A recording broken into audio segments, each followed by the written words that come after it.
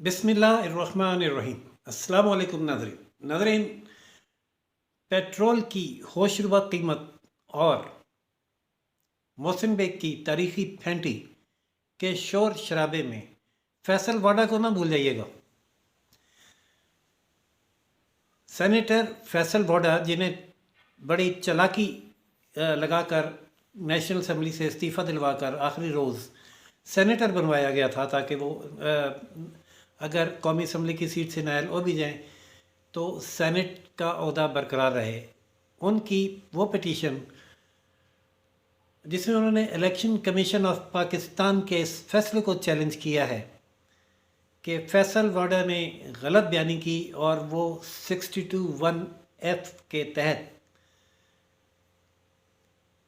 ताहयात नाअहली की जद में आते हैं। इस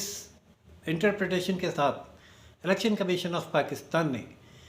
फैसल वाडा की कौमी असम्बली और सेनेट की रुकनीतें मनसूख कर दी थीं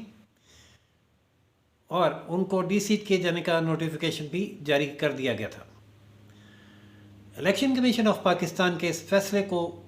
फैसल वाडा ने सेनेटर वसीम सज्जाद के ज़रिए हाई कोर्ट इस्लामाबाद में चैलेंज किया। उन्होंने अपनी अपील में ये मौक़िफ़ इख्तियार किया कि इलेक्शन कमीशन ऑफ पाकिस्तान महज एक कमीशन है, कोर्ट ऑफ लॉ नहीं। इलेक्शन कमीशन ऑफ पाकिस्तान को किसी को नाहिल करार देने का अख्तियार हासिल नहीं है, लिहाजा इलेक्शन कमीशन ऑफ पाकिस्तान का फ़ैसला कलअदम करार दिया जाए। नाज़रीन, समाअत हुई। चीफ जस्टिस अतर मुल्ला साहब की सुनवाई में 3 रुकनी बेंच ने समाअत की और अदालत ने करार दिया कि इलेक्शन कमीशन ऑफ पाकिस्तान के इख्तियारात सुप्रीम कोर्ट अपने एक फ़ैसले में तय कर चुकी है। इंतखाबी अहलियत और नाअहलियत के फ़ैसले का इब्तदाई forum election commission of Pakistan ही है और मामला जब गलत बयानी का और झूठ का और झूठी दस्तावेज़ात जमा कराने का, तो फिर सुप्रीम कोर्ट ऑफ पाकिस्तान का फ़ैसला वाज़े तौर पर मौजूद है। फैसल वाडा ने इलेक्शन कमीशन ऑफ पाकिस्तान में झूठा बयान हल्फी जमा करवाया और झूठा बयान हल्फी सज़ा करवाने का नतीजा 62 और 63 बल्कि 62(1)(f के तहत ताहयात नाअहली बनता है। लिहाजा फैसल वाडा की यह दरख्वास्त अपील जो इलेक्शन कमीशन ऑफ पाकिस्तान के फ़ैसले के ख़िलाफ़ है, ख़ारिज की जाती है। नाज़रीन,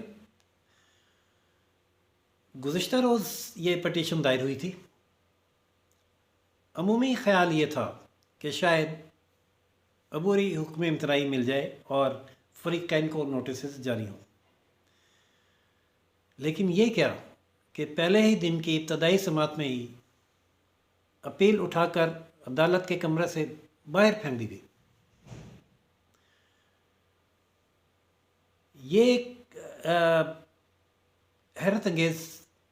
मतलब गैर कानूनी नहीं, लेकिन हैरत अंगेज़ वो चेंज है जिस पर अब पीटीआई को घबराने की ज़रूरत है, क्योंकि पहले अमूमन ये होता था कि स्टे पर हुकूमतें चल जाती थीं और अदालती हुक्म इम्तनाई पर कोई मेंबर भी या कोई वज़ीर आला भी 5-5 साल गुजार जाता था और ख़याल यही था कि हाई कोर्ट से बुरी हुक्म इम्तनाई मिल जाएगा और ये जो मुद्दत बाकी रह गई है 1.5 साल की, ये शायद कंप्लीट हो जाए। लेकिन हाई कोर्ट ने तो उस कमाल सूरत का मुज़ाहरा किया कि इस पिटीशन को कुछ अर्सा चलाया भी नहीं और पहले ही दिन मुस्तरद करके फारिग कर दिया। अब जो रास्ता है अपील का वो सुप्रीम कोर्ट है और फैसल वाडा अगर सुप्रीम कोर्ट आते हैं तो सुप्रीम कोर्ट 62(1)(f लेकर कहाँ जाएगी,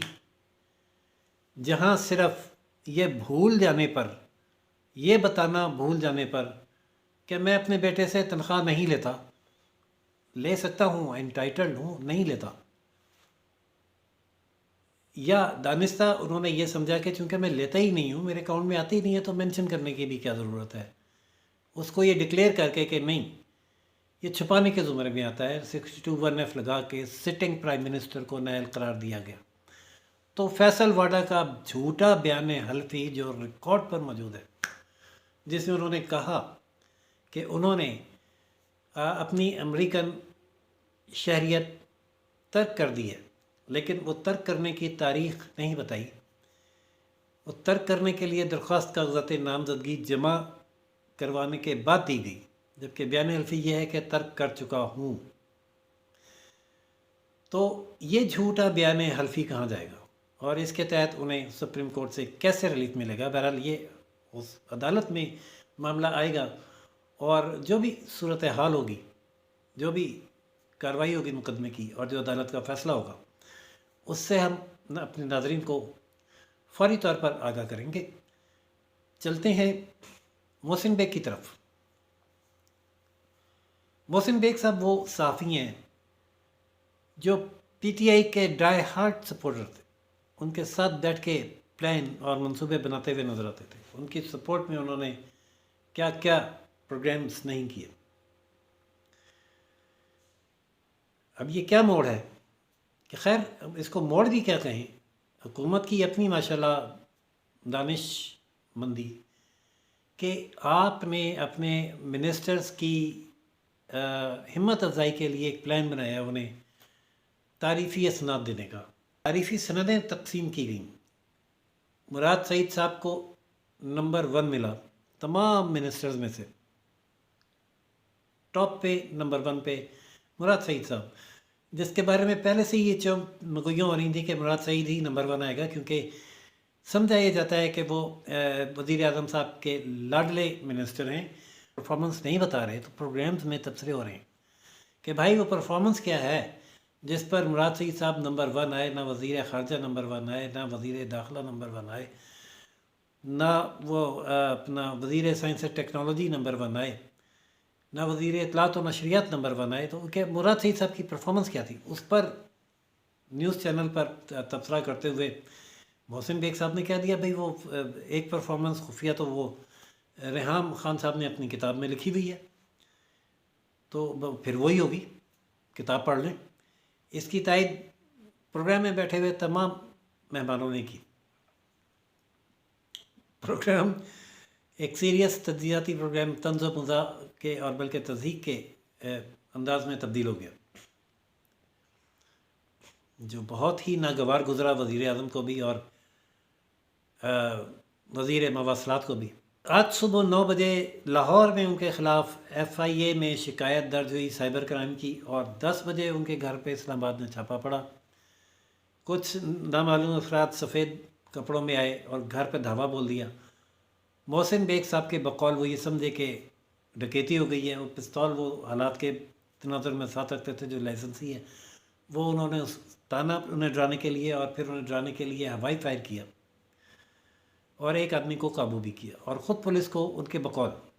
محسن نقوی کا یہ بیان ہے، محسن بیگ کا یہ بیان ہے کہ انہوں نے خود پولیس کو طلب کیا۔ پولیس نے آ کر الٹا محسن بیگ کے خلاف ایک پرچہ درج کر لیا، جس میں دہشت گردی کی دفعات بھی لگائی گئیں، 788۔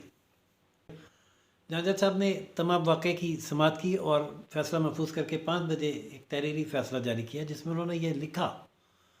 کہ لاہور میں 9 بجے اگر شکایت درج ہوتی ہے FIA میں، تو 10 بجے لاہور سے ٹیم اسلام آباد کیسے پہنچ گئی؟ یہ ہمیشہ سے مسلمہ اصول ہے ڈیموکریسیز میں بھی اور مارشل لاز میں بھی، کہ جب حکومت کے آخری دن آتے ہیں تو وہ میڈیا پر حملہ آور ہوتا ہے۔ تو یہ ایسا شدید اور صورت سے حملہ کیا گیا کہ جج صاحب نے لکھا ہے کہ پھر اس کے بعد جب پولیس کو طلب کیا گیا، تو پولیس نے آ کر گھر پر بغیر وارنٹ سفید کپڑوں میں چھاپا مارنے والوں کے خلاف کارروائی کرنے کے بجائے الٹا شکایت کنندہ کے خلاف پرچہ درج کر لی،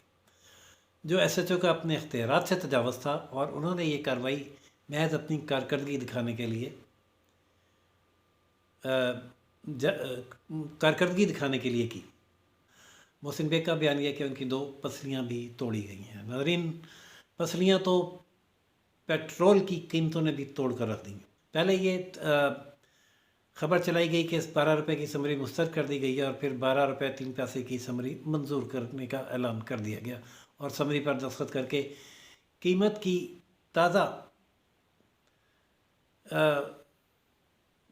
قیمت کا تازہ اضافہ جو ہے عوام کے لیے ناقابل برداشت بنا دیا گیا ہے۔ ناظرین، دعوے اب بھی یہی کیے جا رہے ہیں کہ پاکستان میں پیٹرول ابھی فلاں ملک سے بھی سستا ہے، فلاں ملک سے بھی سستا ہے، اور فلاں ملک سے بھی سستا ہے، اور جو امیر طبقہ ہے اور جو پرو پی ٹی آئی لوگ ہیں وہ یہ کہتے نظر آ رہے ہیں کہ پیٹرول مہنگا تب محسوس کریں گے جب روڈ پر گاڑیاں آتی رہ جائیں گی۔ بلکہ وزیر سائنس اور ٹیکنالوجی نے تو یہ فرما بھی دیا ہے کہ پیٹرول کم استعمال کیا جائے، روٹی مہنگی ہے تو کم کھائی جائے، پیٹرول مہنگا ہے تو کم استعمال کیا جائے۔ یہ واضح پالیسی ہے کہ یہ عوام کو غربت کی، بھارت کی طرح، بنگلہ دیش کی طرح اس سطح پر لے جانا چاہتے ہیں جہاں لوگوں کو روٹی ایک وقت کی ملتی ہے اور ان کے بچے فاقے کرتے ہیں۔ ناظرین، دیکھتے ہیں سیاست دان سر جوڑ تو بیٹھے ہیں، ملاقاتیں ہو رہی ہیں، مذاکرات ہو رہے ہیں، اور انہیں یہ فکر لا کہ اگر یہ حکومت مزید رہ گئی 3 ماہ بقول چودھری شہزاد، تو یہ ملک اس قابل بھی نہیں رہے گا کہ کوئی اور بھی اس کو آگے چلا سکے۔ دیکھتے ہیں کہ اگلے 3 ماہ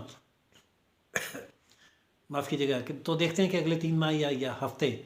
کتنے اہم ہیں اور ان میں کیا تبدیلیاں رونما ہوتی ہیں۔ جو بھی اپڈیٹس ہوئی آپ کی خدمت میں پیش کی جائیں گی۔ اگلی